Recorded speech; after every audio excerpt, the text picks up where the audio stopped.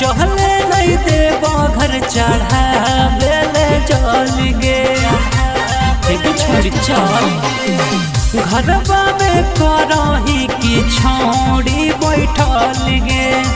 चहले नहीं देव घर चढ़ावे जल गे। अरे बड़ी भीड़ रहते कैसे करबै पूजा पाठ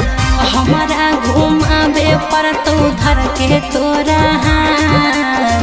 तबे हम जइबो छोड़ा देव घर तोरा साथ हे रे हमारा घुमावे पर तो धर के तोरा तबे हम जइबो छोड़ा देव घर तोरा साथ हमारा घुमावे पर तो धर के तोरा तबे हम जइबो छोड़ा देव घर तोरा साथ।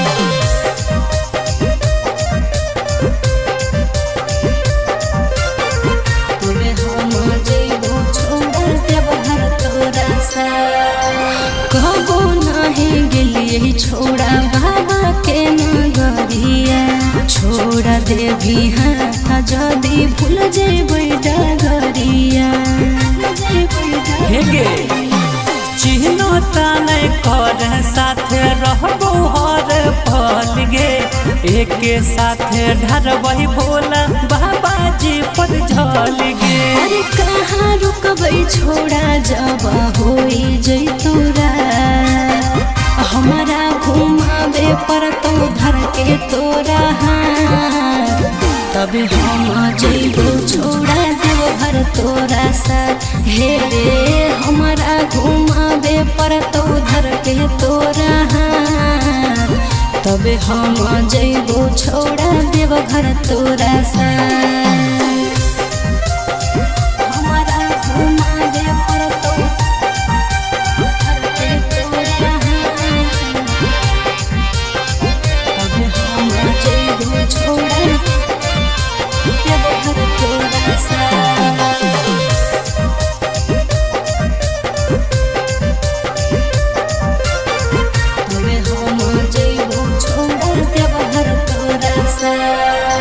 चढ़े नहीं पैबै छोड़ा सुइया के पहड़िया भारी लागे लगत टांगे पैबै नहीं कावरिया टहल जैतो दुखवा राखे भोला जी पर हंस गे राजा पर भाकर पर कहरे विश्वास गे। अरे डर लागो छोड़ा कौनो होई जैतो बात हमारा घुमावे पर तो धर के तोरा तबे हम जइबो छोड़ा देव घर तोरा साथ हे रे हमारा घुमावे पर तो धर के तोरा